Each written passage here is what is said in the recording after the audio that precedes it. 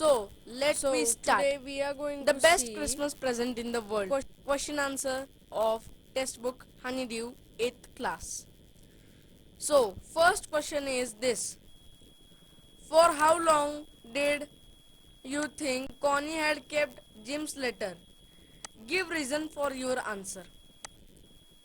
So, यहाँ पे पूछा है कि कॉनी ने जिम का लेटर कितने दिनों के लिए संभाल के रखा था और उसका रीजन भी बताना है आपको.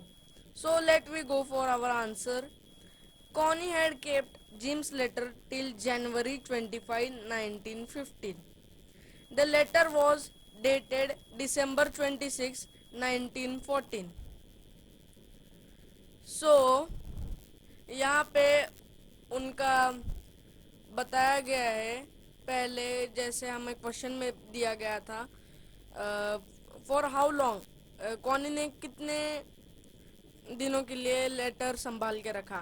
तो उसके अंदर है Connie had kept Jim's letter till January 25, 25 जनवरी 1915,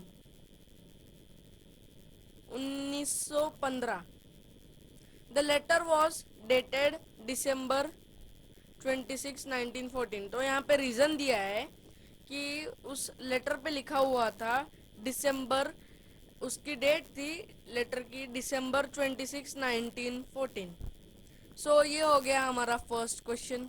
अब बढ़ते हैं हम हमारे सेकंड क्वेश्चन की ओर. तो हमारा सेकंड क्वेश्चन ये है, why do you think the desk had been sold and when. तो इसका ट्रांसलेशन है, तुम क्या सोचते हो ये desk had been sold and when. तो ये डेस्क कब सोल्ड हुआ और इसका do you think the desk had been sold, ये डेस्क कब सोल्ड हुआ और कब सोल्ड हुआ. तो इसका आंसर ये है, the desk must have been sold when Connie house has been burned. तो ये डेस्क इसने बोला है यहाँ पे आंसर में कि डेस्क, वो जो डेस्क है वो बेचा गया होगा जब उसका कॉनी का हाउस बर्न हो गया होगा. तो the table had been damaged by fire as well as water. और एंड व्हेन का आंसर है वो जो टेबल है वो डैमेज हो गया था पूरी तरह fire as well as water से. ठीक है, ये हमारा हो गया सेकेंड क्वेश्चन का आंसर. अब हम जाते हैं हमारे थर्ड क्वेश्चन की ओर. Why do you why do Jim and Hans think that games or sports are very good ways for resolving conflicts? Do you agree?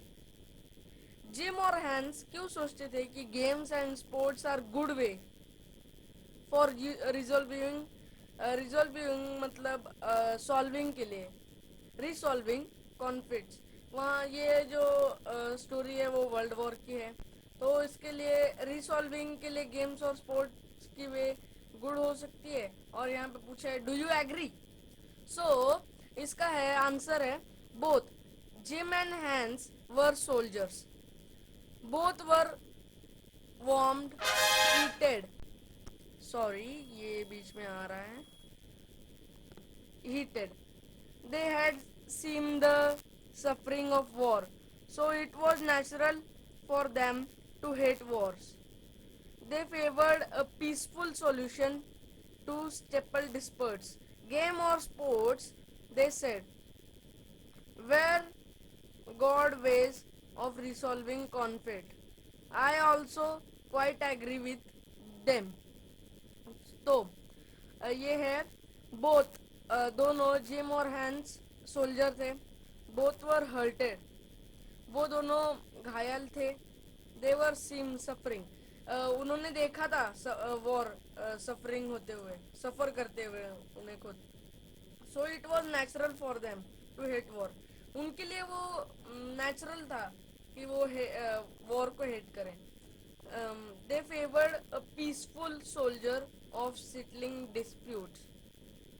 They favor a peaceful solution on settle dispute. Games and sports, games or sports, they said, were good ways. वो good ways है resolving करने के लिए. तो I also quite agree with them, मैं भी उनसे agree हूँ. तो अब हम बढ़ते हैं हमारे चौथे क्वेश्चन की ओर. इसके अंदर बस थोड़े ही क्वेश्चंस हैं. तो फोर्थ क्वेश्चन है, do you think the soldiers of two armies are like each other or different from each other? Find evidence from the story to support your answer. इन्होंने पूछा है कि तुम्हें क्या लगता है कि दोनों आर्मीज के सोल्जर दोनों की तरह सेम हो और डिफरेंट और अलग हो फ्रॉम ईच अदर, दो अलग अलग. Find evidence from the story. Evidence मतलब स्टोरी से पता करो और आंसर में लिखो ये. ठीक है. तो फोर्थ का आंसर ये है, all human beings are alike in many ways. They love peace and hate war. They want to live together. Example from story. Then they were calling out to us from across no man's land. Happy Christmas, Tommy. Happy Christmas. When we had got. तो इसके अंदर है सारे human beings like like बहुत सारे veg में like करते हैं वो. पीस पीस मतलब एकजुट रहना, उसको लाइक करते हैं ह्यूमन बीइंग्स, हम सब मतलब. और हेट वॉर मतलब वॉर्स को हेट करते हैं.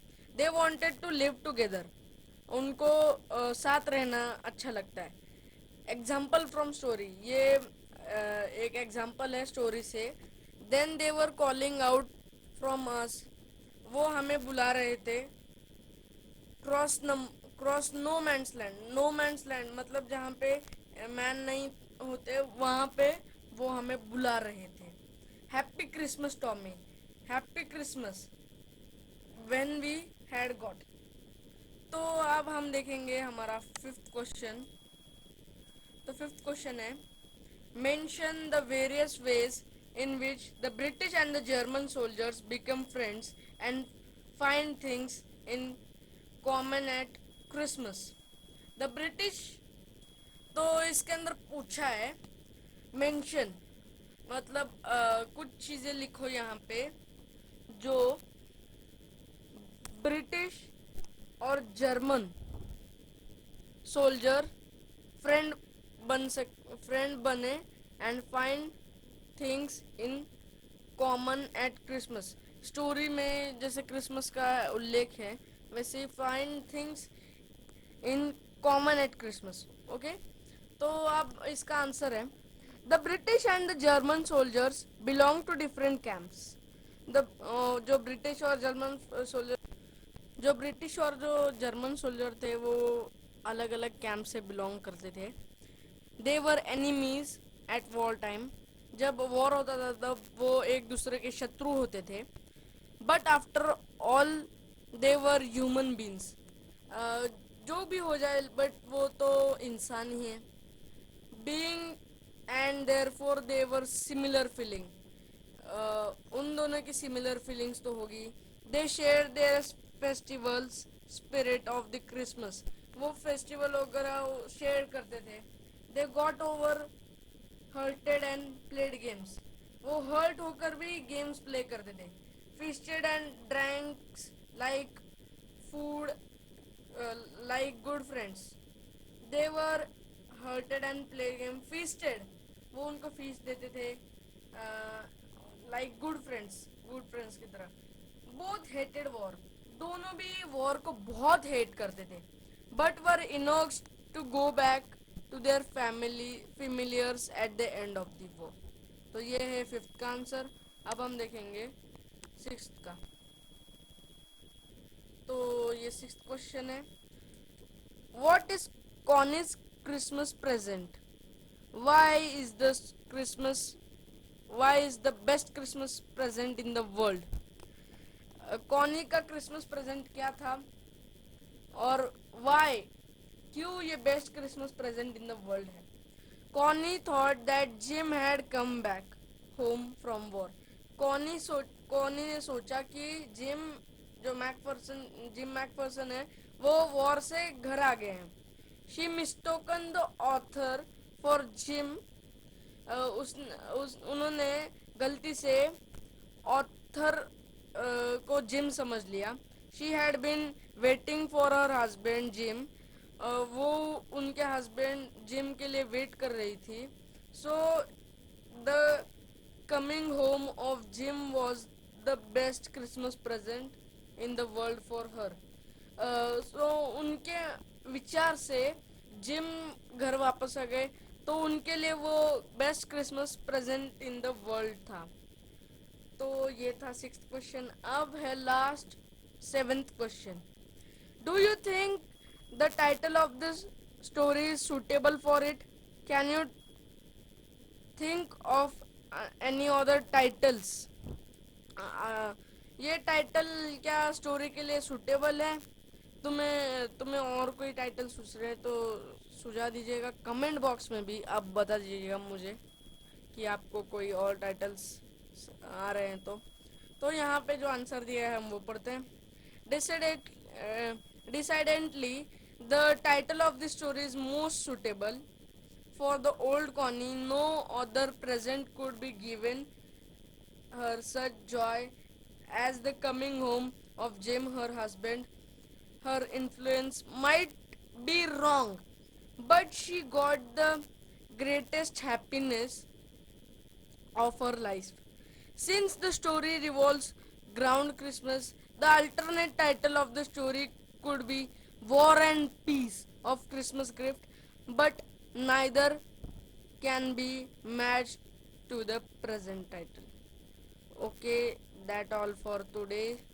If you like this video, please like it and please subscribe my channel. If you have any queries, please comment me. Thank you. That's all for today.